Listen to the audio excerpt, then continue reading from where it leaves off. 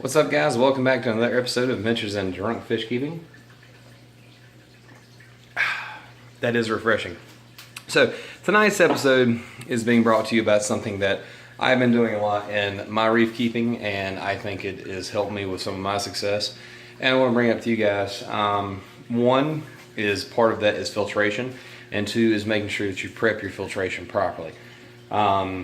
It's not the most glamorous part of reef keeping. It's not the part of reef keeping that is fun, but it's part of reef keeping that keeps all of this alive. Now, when you're dealing with any tank, you're always dealing with a closed system. So filtration is always key. The better the filtration, the better growth you'll have, the better livestock you will have, and in general, the better turnaround you'll have in your tanks. So I've done the video before, the difference between sumps, which I have a sump set up on the 120, to a canister setup, which I have on the 54. Real quick overview, for a sump, you're dealing with a drill tank like this one that's going to have, well, this tank actually has a dual overflow system, so you'll have one drain and return, one drain and return. On a canister style setup is a non-drilled, so you have a tank of water with a pickup and a return for the canister that's on the bottom. Now, a canister setup, for people who have not used that before, is a good setup for smaller tanks. You know, anything really under about 70 gallons, a canister will do fine for. Sumps are always great. Not knocking a sump. Canisters do good, depending upon your bio load. You know, if you're someone who's wanting to do a 40 breeder full of, you know, acro, canister is not where you want to be at. If you're someone who's wanting to do a 40 gallon with a lot of, you know, like dwarf angels or more of a smaller predatory tank, canister's fine. You know, there are different tanks and different styles. One of the big things with wings, buffalo wings and beer, always get you. One of the things with canisters, if you haven't seen how a canister breaks down, and part of what I did tonight was actually take my girlfriend's canister apart, clean it. I didn't do a breakdown video just because I didn't have the ability to film it. Next time I break it down, I will show you guys that for people who haven't seen the canister breakdown, but I will describe it to you. Basically, you have your canister filter with your inline, outline. You have to pressurize it. And inside that canister shell, there's usually 3, 4, 5 racks, depending on how big it is. What I have in this tank is an Aquatop CF 400 UV, which does have a UV light that sticks down into the rack system to help, you know, kind of kill algae blooms, things like that. That's how I got the glass clear water in the 54, which you've probably seen in some of my earlier videos. Canister setup, super simple. Your bottom rack is usually going to be a plastic rack with a mechanical style filter pad and then a cottony style filter pad, both of which I have. This is your cottony style, real thin, squishy, meant to absorb junk, and once it is full of junk, to be chunked. That rhymes. Chunk your junk. It should be like a fish. That should be like a reef keeping motto. Chunk your junk. This is your thicker, foamy style, or thicker foam filter. This can be more rinsed out. You don't have to do a one-time use on these. And at the price they are, you probably don't unless you just want to throw money away. But so what we did on this one tonight, I wanted to really pump up what this canister filter could do. So cleaned it, you know, washed the bio off, and if you look at the rack, you'll have your first rack, which is going to be your mechanical with the thin cotton. Second's going to be a cotton. Third's a cotton. Up top, you're going to have a cotton with bio balls on top, or at least how Aquatop does. Their provided media is a bio ball. Some people like the extruded ceramics or the you know, the ceramic rings. Depends on what your flavor is. They all do the same thing. I prefer a more porous style, so I can really get a lot of surface area for the biological to attach to. So what I did to kick this one up is, on the second rack from the bottom, we did a pound bag of carbon. And then on the third rack, we did another pound bag of carbon to help pull anything out of it.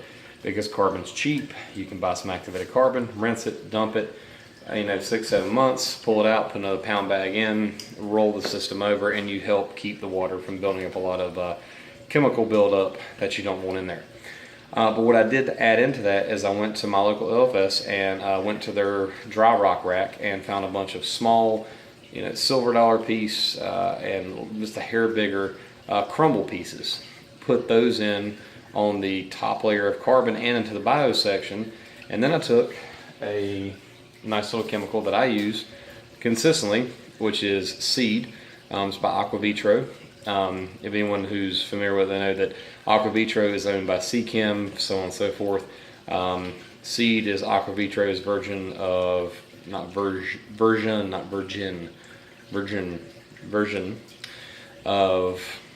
beneficial bacteria. Great stuff to have. If you're starting a new tank, I definitely recommend using seed. It'll help speed up your cycling process and give you a good healthy population of beneficial bacteria. If you've got an established tank, I top my tank off with this stuff every couple months. Well, I'd say every 4 to 6 weeks I will top off with some seed just to help keep that population up. On top of that, we also use what's called remediation. Remediation is a different style of beneficial bacteria. Now, I like to put this directly into the water column versus the seed, which I like to put into this sump or canister filtration. So tonight, once I get everything kind of prepped, I put about half the bottle of seed into the canister filter. And that gave me the added benefit of knowing that I'm going to grow a good bacteria population into my canister filter setup and allow it to grow and thrive with no lighting on it, so it can really bulk up and grow. If you're starting a new tank, seed remediation is a great thing to start with. It'll give you a really good beneficial bacteria population. It will speed up your cycling process, not make it immediate, so don't mistake that. You can't start a tank on a Monday and load it with fish on a Tuesday just by dumping the stuff in there. You still need to let it cycle and let it process, but it will speed it up considerably.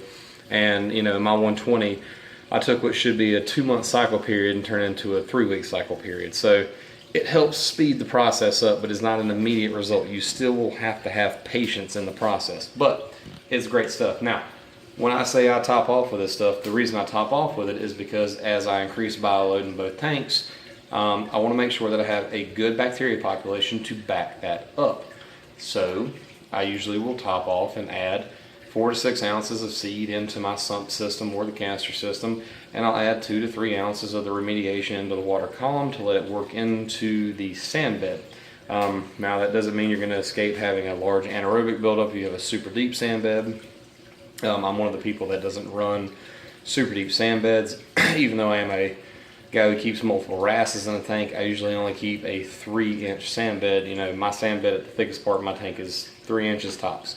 I'm not big into keeping super deep sand bases just because I don't want to have the risk of something rooting up and causing a huge anaerobic bloom if something happens. If a power head stays on or it points down or something happens and it stirs up a bunch of sand. That is good. So part of that, part of the video is basically, using the proper chemicals when you're dosing. If you're doing the reefing, you're going to be dosing, of course, obviously with magnesiums and calciums and strontiums and your base minerals with, reef feeds. But no one ever really thinks about, I think, the biological side of it a lot of times.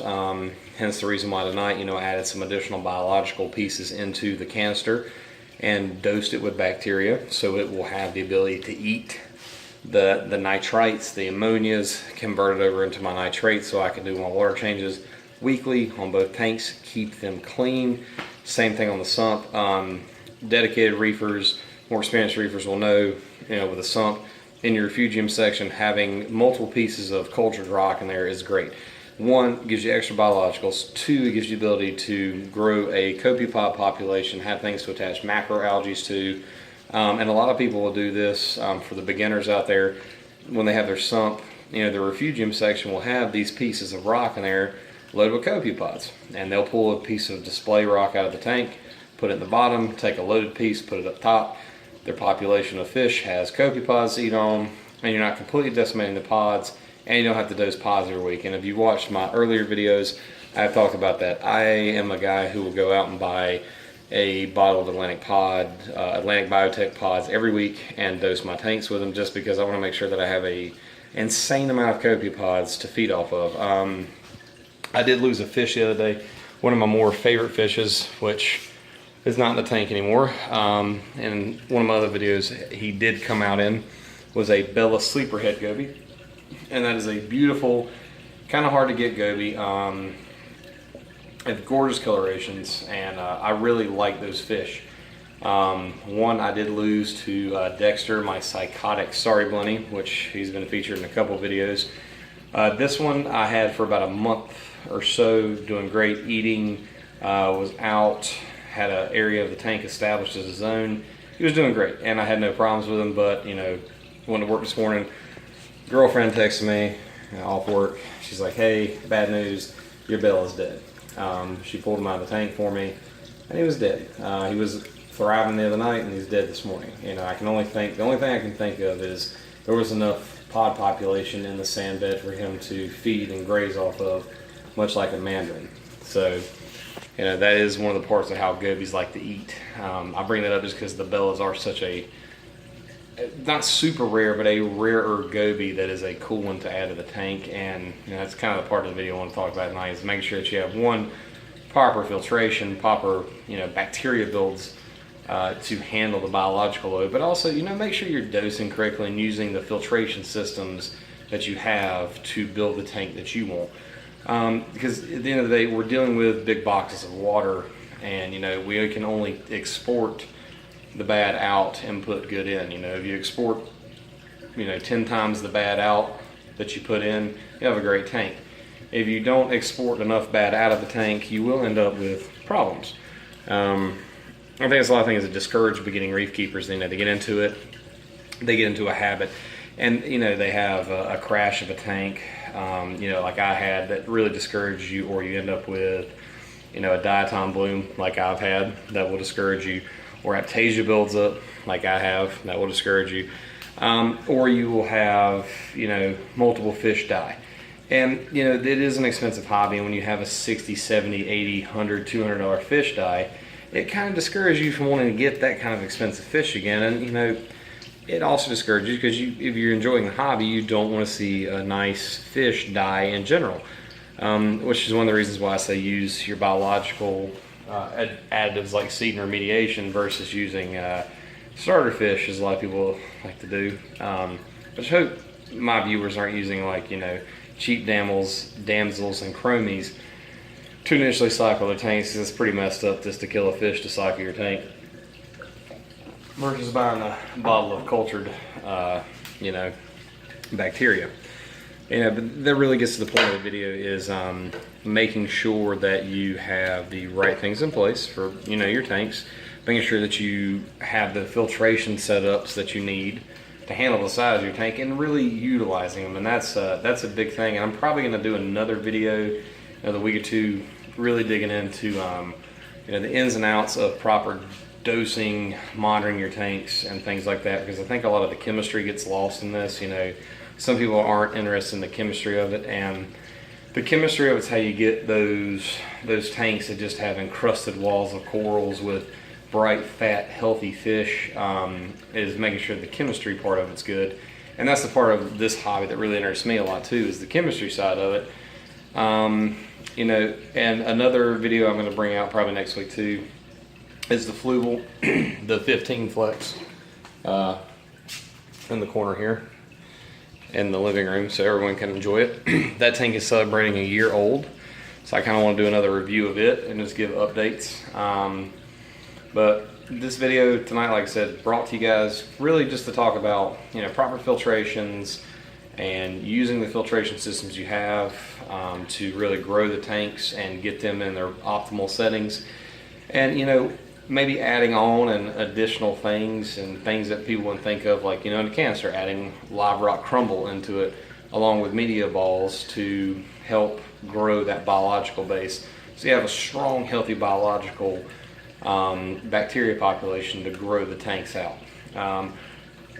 This is really just my thoughts for tonight on this video. I've been thinking about it all night while I've been doing these tank cleanings and doing water changes. Like, you know what, when I bring this video out, I want people to talk about it. Questions, comments, put them down below. If you like the video, please like it. You know, subscribe to the channel. I'm gonna keep bringing you guys more information.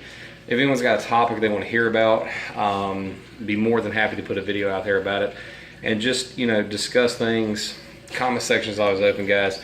Again, hope you enjoyed this episode of Adventures in Drunk Fish Keeping, and as always, enjoy your refreshments.